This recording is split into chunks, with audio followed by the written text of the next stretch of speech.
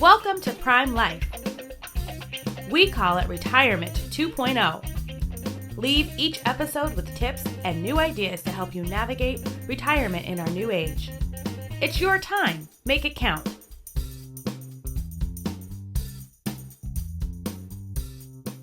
Hi, this is Paul Tyler, and welcome to another episode of the Prime Life podcast. And today we're going to talk, let's see where this conversation goes. We're going to talk about issues our parents are probably dealing with, that we're dealing with, around technology on one hand, which is how do we get them to email? How do we get them on FaceTime? How do we, how do we communicate and know what's going on? It's about us, but about them. How do we actually create joy, and how do we actually help them connect with the rest of the world? So just a little bit of a tease there. Joseph, how are you? I am great and very excited for today's conversation. Great connection you made for us. Laura? Yeah, doing well, excited to be here. And, when we dive into the conversation, not only is it about communicating, but doing it correctly, because I'm sure we've all been on the other end of that phone. How do I get this to work? Yeah. Oh, exactly. And by the way, congratulations. Big shout out for your anchor award you received from University of Hartford. We're all proud of you. Thank Good you. Clap out. Lots of claps. Claps. We'll put some applause in here. Mary, what's up? And why don't you do the intro? I'm excited to do the intro. Absolutely. So who do we have here today? We have Stefano Selorio, founder and CEO of Carevacy, a learning platform that matches seniors with online tech tutors. You're also the caregiver to your grandma living with Alzheimer's. Tell us about yourself and how by the way, I'm going to interrupt. And the coolest social media stream I've seen yet. Absolutely. I would definitely agree with that. Absolutely. So tell us a little bit about how you're empowering older adults to learn tech and to, as Paul said earlier, put some joy into their life. Yeah, well, thank you so much, Paul, Mary, Laura, and Joseph, for having me here. I'm always excited to share a little bit about what we're doing and how we're impacting older adults, more so empowering them to be more tech savvy than anything else. Just happy to be here, honestly. I always get excited because I start to think about like all the things that we've been able to accomplish in our since our launch back in 2020, and it's pretty exciting. And then I always like to reference back that, as you mentioned, my family and I take care of my grandma who has Alzheimer's, and that ultimately was the inspiration, and to this day still is the inspiration for what I'm doing. Literally, probably after this interview, I have to go down and check in on her and get her ready. But basically, how do we do it? Or how did we come to this? I think ultimately it's trying to find a common problem that we all have faced as we either worked with our older parents or something that we probably have faced ourselves. And when it comes to dealing with new technology and that transition for us, how do we tackle that? And I think that's such a big problem for a lot of older adults and seniors. And I think with what we're doing now is just positioning it in a way where they're the hero of the story rather than the antagonist of technology, right? And so real quick question, cool just so we get everybody on. Yeah. Oh yeah. Now let's just for our listeners, and then I'll pass the questions over to my co-host. Just tell us, I come to your website, what can I buy from your company? Yeah. Sure. So as mentioned, we have online tech tutors that you can get matched with. We have a Learner Plus model, which is basically on a monthly basis, you pay a subscription to have 3 lessons that are each an hour long. And what happens is our tech tutors work with the learner to build a curriculum around what they want to learn. It's not that your adult child is telling you to do so, but it's something that the learner has to kind of want to learn. And then we partner with healthcare organizations, payers, providers, senior living, or anybody that works with older adults to provide in-person tech classes. And that's more of like a general topic or something where it's introductory. And hopefully, if they really love the class, that converts them to potentially being a Learner Plus subscriber. I love this. So I'm on the website and I'm poking around, and I can hear in the back of my mind both my mother and my husband's grandmother giving a call to say things like, how do I use the remote to my TV? How do I use my iPhone? And his grandmother right now is in an assisted facility, and she keeps calling off of the landline saying, Sean, I need an iPhone. I need an iPhone. And every time we hear the call, it's like, Bachi, though, do you really need it? And what is that going to mean for us? Because she's not tuned into a service like this where she could pick up the phone and have a patient informed individual work with her to teach her the iPhone. She's crossing her fingers and hoping that, grandson can do it for her. So talk to us a little bit about, and you touched on it briefly, it's things they want to learn. And on your website, you have things like stopping spam calls, playing games and apps, using online banking. So it's an entire range. How did you get to the things that you've highlighted there? Yeah. I think it's just enough since because we launched back in 2020, a lot of problems arise when it came to transitioning our older adults to technology. And it was a matter of picking those things. Specifically, something that came about because of the pandemic was learning how to talk to your doctors via telehealth, managing your online accounts and stuff like that, because that was very important for a lot of people. We followed a lot of the trends that were happening. It's simple Google keywords, Twitter, things like that people were expressively dealing with because of the lack of digital literacy for older adults. And then it was just also local things that people were sharing that they had problems with. So it ranges, right? And I think what's so great is just it depended on the person instead of us having to really enforce it. And in case for your husbands, I'm sure we have tech tutors who's more than willing to help out anyone who's struggling with an iPhone. It may be a different version of an iPhone. Again, we have people that can help out with that. So I'm a huge fan of yours for lots of reasons. We'll get into some of those later. First question I have is, I'm thinking about this business. Laura just mentioned her mother-in-law or relative. And why would the family not just help their family member versus going to a business like yours? That's part A of the question. And part B of the question is, can you talk a little bit about the results and outcomes that these individuals are seeing from your work? Yeah. I think there is that. I think the problem in itself is already in that question, Joseph. Why isn't there a family member? And the real answer to that sometimes is there isn't a family member to help them out with that, right?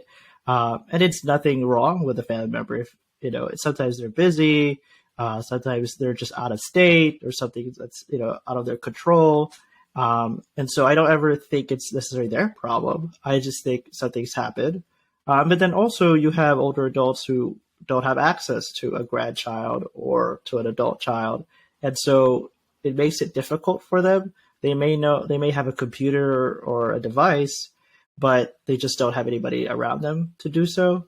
And I think because we offer it strictly online and we have our tech classes in person, it creates that opportunity for them. And then we talked about the outcomes. So specifically, we work with organizations to measure how we address social determinants of health. Does learning how to use a webcam or video call provide access to healthcare? In a way, it does, because if you start to think about it, we have telehealth now, right? It's always been there, but because of the situations that we had to deal with these past 2 years, a lot of it has been used up more than often. And so using how to navigate a video call, it could be a Google Meet or it could be this, has been really helpful for a lot of people. And so we're looking at that to measure. I can happily say that our relationship with some of our partners, 60% of their patients attend our in-group tech classes, which is amazing because now we're empowering their patients to be more not only tech savvy, but also be an empowered, active patient or active person in their healthcare. So that's just been interesting to see. But there's still so much work to do. So I don't think, I think there's still so much to do. And as we continue to work on it, I'm sure we can measure a lot more. How about the qualitative aspect of it? Like, I love seeing these videos of people in their 80s doing TikTok dance. I mean, if you haven't subscribed, go see this guy's feed. It's amazing. How have you changed? I mean, what's like a story you can share with us where you enabled something because of what you did?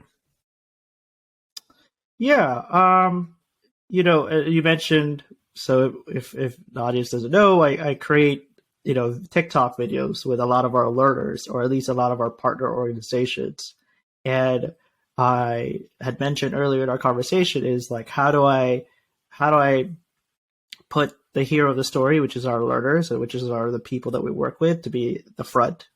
And I start to think about how social media could play a role in that. And so that's why we do the TikTok videos. That's why we post it in a way that isn't necessarily trying to tell people that we are a service tech tutoring company. It's more so like, hey, this is the result of working with us. And I think people understand that, or at least they see that. And so I guess I could say, like, for example, we did a TikTok video with one of our learners or one of our tech classes, and it led to an opportunity where we started to work with Humana's primary care provider and things like that. And so it's definitely been a journey, but I'm still figuring it out, to be honest with you, Paul. My background's in marketing, but at the same time, it's a little bit of like just throwing a lot once on the wall, and hopefully it works. And again, it's just changing the narrative. I think that's definitely the focus. Like, how do we show people to be excited about learning, but then also teaching people about technology? You really just kind of threw in that deal you did through the TikTok videos. I don't think you're giving yourself enough credit for what you accomplished there. So maybe elaborate a little bit about what happened and, some of these videos. And again, I reiterate what Paul said, check out these TikTok videos. It's worth it. I appreciate it. Yeah, I'm still working on trying to be more, share a lot of what we've done. But I basically, earlier this year, or last year, at the end of the last year, I posted this amazing video. Again, it was like one of my first of like, try to see if people on LinkedIn would take a TikTok video and me dancing with older adults. And it went really well, to a point where somebody from Humana caught it and basically said, we want to work with your team because it's something that we've been trying to solve for years. And so that went into months of conversations. And this year we are providing tech classes in over 19 locations in Miami, for impacting about 500 seniors a month. And so it's been an interesting journey, all from a TikTok video. And if you've been following me since then, I've documented what that feels like.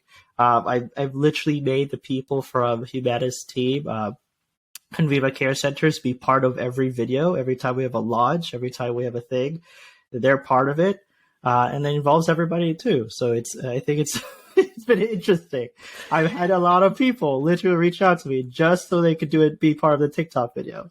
I've had conferences. Sorry, I was going to add that if you bump into someone in person, they're pretty much going to be on a TikTok video with you. Yeah, so it's not even an option. Yeah, I was at a conference I attended in Orlando for senior living, and I was walking down the hall. And, it was like senior living communities, and I didn't think anyone knew me. I set up a table, and I was like, whatever. I wasn't really there for anything. But I got stopped on my way to the bathroom because they're like, hey, I've seen you, and you've been doing some stuff. And I'm like, really? Like, that's awesome. Great, thank you. And so that was like a realization for sure of like, oh, yeah, people really do watch. So, yeah, I guess that's been the awesome thing about it. What I love hearing is all the like socialization aspect and making people feel special. I think, before we started recording, you talked about, pick, say when you were a kid and, you were picked to be on a team, like the feeling that you get, like, okay, you're special. Let's have some fun. I think I'd like for you to talk a little bit about, how that has really blossomed in what you're doing with the technology, giving, older learners confidence too. I mean, we all like to feel right when we accomplish something, we get really excited. We want to share it. We want to tell everyone. And so I would love for you to talk a little bit more about that as well, because I feel like that's such an amazing aspect of what you're doing. Yeah, thank you for that. I think, if we just strip it back again, like we're working with technology that to be played with you could, if you knew how to Google search it, you definitely know how to use it, right? But that's just like tech support, right? That's just fixing the problem. And when you think about our sessions or when you help somebody out, there's so much value in those minutes and that hours that you've been helping somebody that it's just not solving the tech problem, right? You're listening, you're literally empathizing with the learner about what they're dealing with. And in these sessions, it's almost like therapy. Like the hardest part of our job isn't even teaching the technology. It's literally just being a friend. And so it just adds like it adds so much weight into what we do, because most of the things when we learn something, it's not like we're not robots. Like we don't just take information and that's it. I think there's so much emotion that goes into when it comes to education that unfortunately a lot of our older adults have had some trauma to it, and so they don't want to ever use technology through scams and frauds and stuff like that. And so there's a lot of socialization that comes into it. And as you mentioned, like I made this analogy, like everybody wants to be picked on the team when they choose those teams, and that's what we're trying to do, right? Through the TikTok videos, through the content that we post, through the things that we try to share. It goes down to the curriculum of what they're learning, to the follow-up, everything. It's all really about trying to make sure that they're the hero of the story. Another I wanted to share, we're actually trying to work with someone. His name is Trip. He's 71 years old, but he has about 50,000 subscribers on YouTube, 160,000 on TikTok. Like this amazing learner was able to learn by himself all these things. And he shared with me about how he didn't have anybody to do it, and he just had a very painful process to do that. And I feel like I feel like no one has to go through that just to learn something new, just to feel connected with the world. Just like I don't think that's right. And I was telling you, like I'm so proud of you, but I feel so bad that you have to go through that, right? And so I hope that what we're doing solves that problem. So you mentioned a few different platforms, and not to keep circling back to the social media aspect of it, but used Twitter for listening, so identifying trends or issues that older adults are having, TikTok to share your journey, but then also showing the journey of those going along with you. And you described it as, the arc of your journey or your story. And you talked about, Trip just now going through something. Would it be fair to say that you've been going through interesting adventures as a founder? And how has it been for you personally to use such a visual and, transparent platform to share your journey? What have you gained personally through that? That is really, really hard to be transparent. As in hard in a sense that like, I think we like to put ourselves as if we figured it all out, right? And it is really hard to be honest with the world and say like, yeah, I really don't know what I'm doing, or I don't know how this is going to turn out. But I think there's a sense of like connection that we all form when someone is really, really honest with themselves and says like, hey, like this founder's journey is not easy. And it never really was. So if anyone was telling you that's not true, right? And so I mentioned in our conversation before this about how I think about why we do this, or why I post so consistently or so transparently, that's not even a word, but the transparency to our thing, is because I'm really trying to just show my arc as a founder in this space like this. I'm fortunate enough to say right now, I think I'm like the youngest founder in the space of aging or age tech for now. Like that might change tomorrow, but so I have the time and I have the blessed opportunity to show that. But it also is trying to show that arc for our learners, right? As I mentioned before, they're just like us. They're learning, they're transforming themselves, they're reinventing themselves, they're investing in themselves to be a different person because of what technology has provided. And so,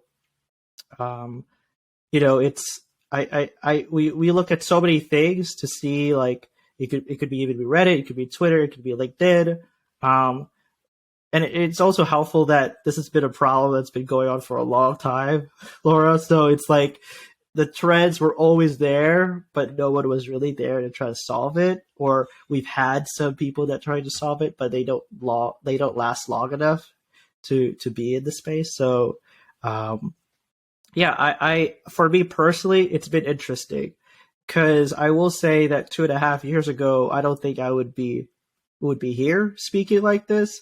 2020 for me personally was difficult because it was almost like you wanted to do something, but then the whole world was also in some sort of like weird mood. And so for me, it's challenged me to ask people for help.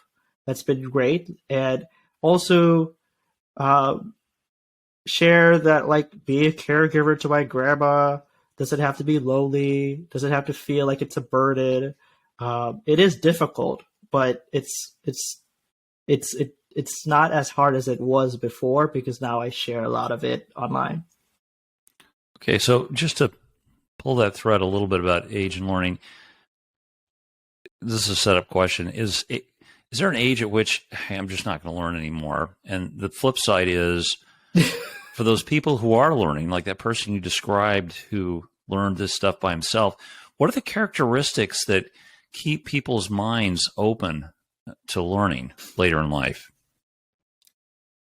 Yeah, there is no age limit. We have a saying that's called "learning is ageless."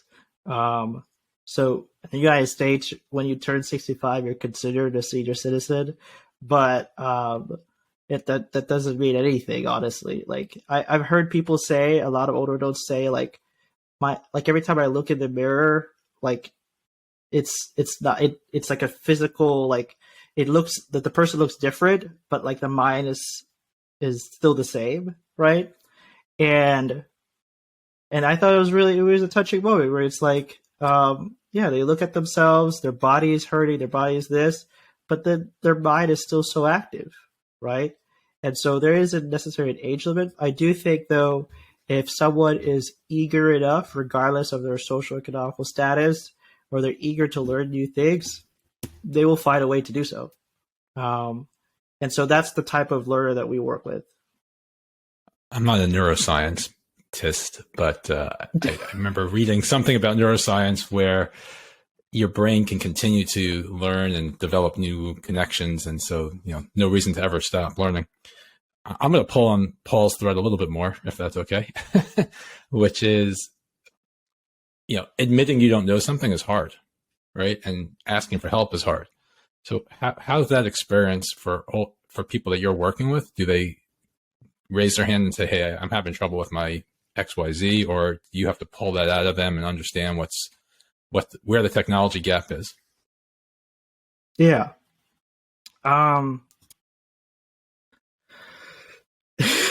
was going to say that it is very hard to get people to be honest with themselves and not basically telling themselves like they don't know this. That's why the sessions are an hour long. That's why they're consistently either once a week, or we're actually thinking about doing it twice a week now, right? Because there's so many things that in a person's lives where they don't necessarily know that actually will cause their effect of like not learning how to use something. And so we try to understand like the certain small details. Like one of our values is like making sure we're very detail oriented, whether it be our work or whether it be the people that we work with. And so, to be honest with you, the basic answer to that is like, how do we pull people? How do we get them to be more honest? It's just we just keep asking questions. Like, I read this amazing book when in my freshman year of college, and it was just basically this thing where it's like you just have to ask people, like be very intentional. I like to say this at the end of every time somebody says like I'm good, when you ask them how they're doing, I always say how so. And so I tell my team that like whatever they say, like, oh, it was a good day, like ask them like, why is it a good day? How is it a good day? And if they say, oh, I learned everything that I need to do in this session, okay, then you ask them like, what did they learn in this session? Then you gotta be more intentional. And I think ultimately that's what brings out the honesty for people. So you launched in 2020. Interesting time. We're still in interesting times, just a different flavor. If you had to predict what this business will be like in 6 months to 2 years from now, I'll give you a big window. You choose whatever chunk of time you want. What do you think it's going to look like then? How do you think it'll continue to evolve? I guess I can share this. So we're actually expanding, hopefully, in the coming months or this coming year. And what I mean by that is you'll see that we'll be in multiple locations, not only in the Miami market. And so that's exciting. Yeah, congratulations. We may be a cowboy and cowgirl in the coming months, depending on which state that you're talking about. I don't know yet. I can't even say it because I don't even know. But I had a great meeting with them like 2 weeks ago. And so, I think in the coming months, it's just ultimately like working on our very much our B2B model, which is our tech classes, and then ultimately transitioning those who are in our classes to be Learner Plus subscribers. And I think one, they have to be introduced to group classes, and then it converts them into that.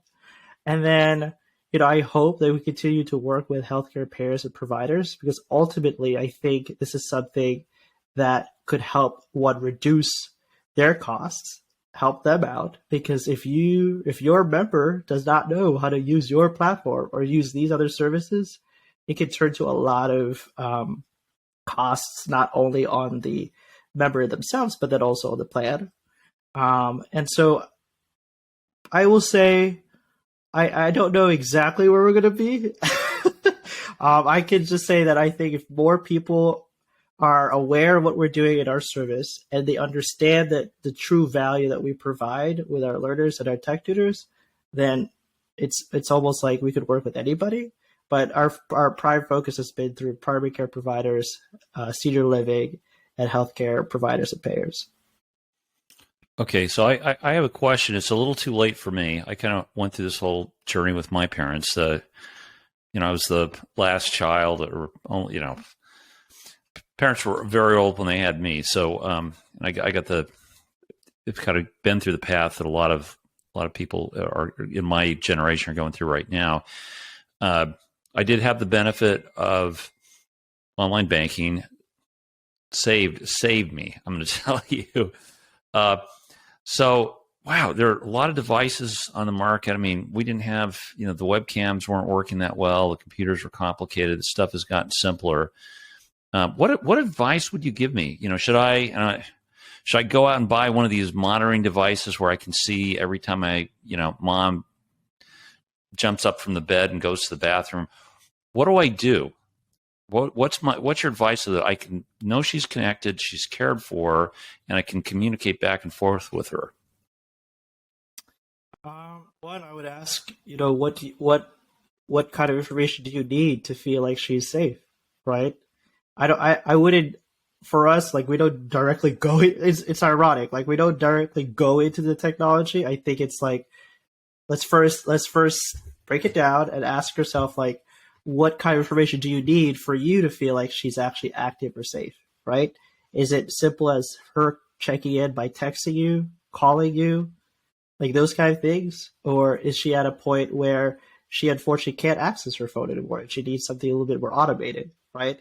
So like breaking that first is important, because the thing that we always run into is that we have an adult child like yourself, and they want to introduce a new product or a technology, and then what happens is they don't consider the adoption process for that individual that they're trying to implement it with, and it creates a lot of friction. And so it could all be avoided if you start just simply asking yourself, and as well as the person you want to monitor, is like, what are they comfortable with? What are you comfortable with the amount of information that you need to be able to know that they're safe or not? Because it could feel very, very like, and my advice to anybody who's trying to implement some sort of technology, it could feel like you're basically destroying their independence, and no one likes to feel like that. No one wants to feel like they're being monitored, even though we probably have done it without even asking them. But yeah, I think that just simply asking questions in that process that way. And then what we could do from our end is just create recommendations. As I mentioned before, we work with other people, other companies that have products or services that could help that.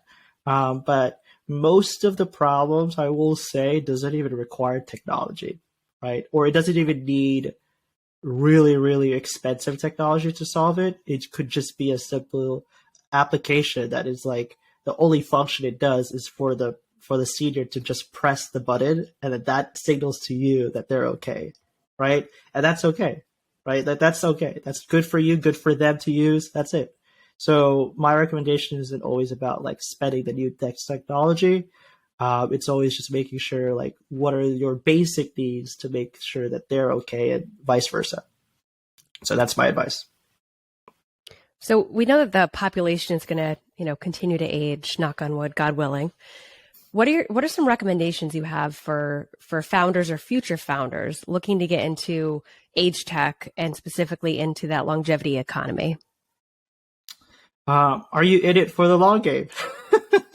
Right. That's I actually had a conversation with a founder this morning about why they wanted to do this in the first place. And if you don't have a personal attachment to it, I think you forget like who you're really trying to impact. Not everybody has to have a chronic condition for them to be a founder in this space, right? I'm not asking that.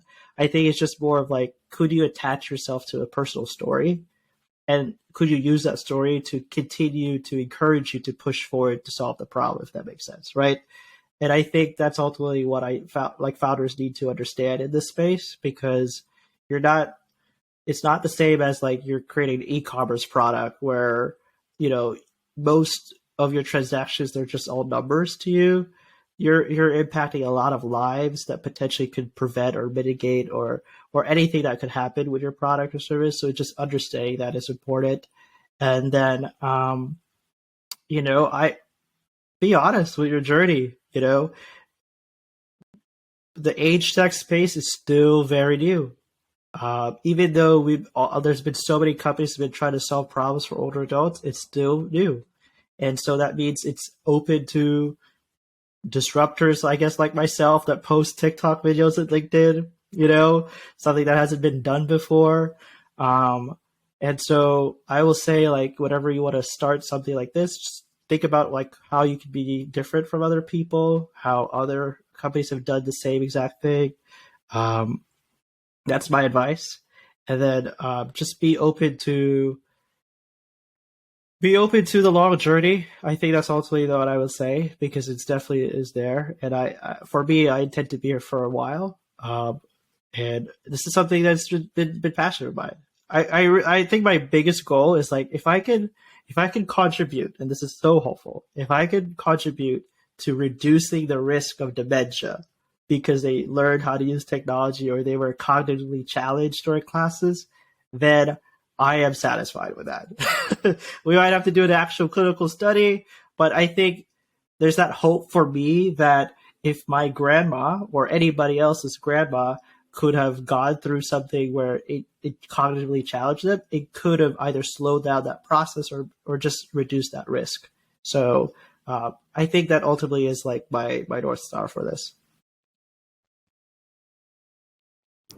throughout all of what you've shared so far, it's pretty amazing, but it sounds like the consistent point is that, you put the consumer, the customer, the hero, the older adult at the center of everything.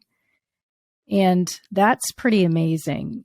And I would think that the people that you hire to deliver the technology services have to be pretty special, just in what you shared about asking, questions and really always asking a little bit more, and really, again, focusing on the health and well-being, if you will. So I would assume that these individuals have to have emotional intelligence, and they really have to deeply care, because it does go beyond the technology. What else would you add in terms of the type of individuals that you hire to deliver these technology services? Because it's really much more than technology that you're helping with. Yeah, thank you for that question, Mary. It kind of goes back to the name of the company. It's a combination of care and advocacy. So I thought, let me choose a name that's so difficult to pronounce and difficult to spell sometimes. But like, the intention is there, right? That's what matters. So when I thought about it, I wanted to create carevacates, right? Like advocates for care. And so that's what our team is. Like, they're carevacates, right? They're tech tutors, they're carevacates. They're people who see beyond just the problem, right? Like, they understand that even though someone may come to them and is trying to struggle how to post something on LinkedIn, there's actually more than that. Like, they actually don't know how to do other things than just that, right? Or there's something else in their life that's impacting that. And so when we look at hiring our tech tutors, we go through rounds of interviews. Not everybody goes through, because not everybody thinks like it's an easy job, right? To just teach somebody and that's it, because they've done it before. We don't hire people who have just done it before. We hire people who even go through our personality tests, who one of the challenges that we do is, because sometimes I do the interviews, right? I flip the interview time to forcing them to ask me questions in the interview process. And if they don't come up with anything beyond just, how did you start your company and why did you do this, then we have an understanding that you're not curious enough to know anything beyond than just what I'm showing you, And I think we need we have people on our team that are way more curious than just the upfront surface level conversation. And that's what we look for. It's like a test. It's honestly a test of like, are you curious enough to really know somebody? Are you going to ask the how so questions? Because that's really what we want to see. And we don't have a age range. You might think that it's only going to be young people. We have older adults who are also tech tutors themselves, right? Who've expressed how they just recently retired, but they were an educator in their past, so they want to, teach their peers about doing that. So we've had some older adults who are tech tutors.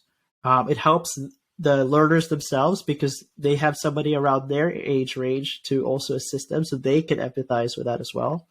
And so we're not only empowering, right, our learners, but we're also empowering those carevacates older adults that are wanting to reinvent themselves and teach others about technology. So those are kind of the qualities that we're looking for when it comes to tech tutors. Well, I think it's safe to say any senior who does have a carevacat is extremely lucky. Extremely lucky. So we're almost at the top of our time. Maybe just Joseph, what final questions, thoughts here? I've got lots of questions, but I'll keep it to a thought or two. So first, congratulations on everything you've done. I'm grateful that I met you when I did. I think you were still working out of your little room, had no clients. Now your number's in my phone, and you're not just a business associate, but I consider you a friend. And one of these days I will meet you and we will do a TikTok. And I encourage everyone to check your business out, because it could definitely help a lot of folks who have trouble with technology. Because I know when I asked my earlier question about why a family, the answer I would have given is because it frustrates me to try to explain this to someone I'm close with. I know that like a close relative is just they're not going to necessarily have that patience all the time. And I love your curiosity point, by the way, the question. So kudos on everything you've done. Congrats. I wish you only great success, and thanks for joining us today. Thank you. Appreciate that, Joseph. Yeah, no, so what's so funny is like they won't try to be rude to our care advocates, but they are more comfortable with their family members to be rude, if that makes sense. So I think that definitely helps out with that. So I appreciate you for sharing that. That's great. Hey, Mary. I just love that you've put empathy, I think, at the center of what you do. And so I'm a huge fan. I would like to do a TikTok video with you. So we'll get you to Connecticut and all of us over at Nassau. So again, wonderful work and congratulations, as Joseph said. Yeah. And Laura, what's the last word? Yeah, the last word is, as someone who was deemed teacher's worst nightmare my senior year in high school because I asked too many questions, I really appreciate the curiosity. And when I look for my next career, I'll definitely look into being a care advocate. But I guess for me, we're going to one up, and I think you and I are going to have to stitch a TikTok where we're not physically located, but that doesn't mean we can't do this together. So that's going to happen in the very near term, friends. And then secondly to that, just, I usually love to wrap with what is your why, but you've already addressed it. You've already referred to your North Star in this conversation. I think for all of our listeners, we can hear it not only in the services you're providing, but the passion that you've shared with us today. So I commend you for that. Mm-hmm. We get the opportunity to speak with a lot of amazing people who do great things, and your passion is probably some of the strongest we've heard to date. So congratulations to you. We look forward to hearing more about your expansion and, helping you any way that we can. Yes, Stefano, thanks so much for your time, what you're doing. And we'll put links to your website and your social accounts in the notes. And anyway, I want to thank our listeners, Joseph, Mary, Laura, for hosting us. And tune in again next week for another episode of Prime Life. Thanks.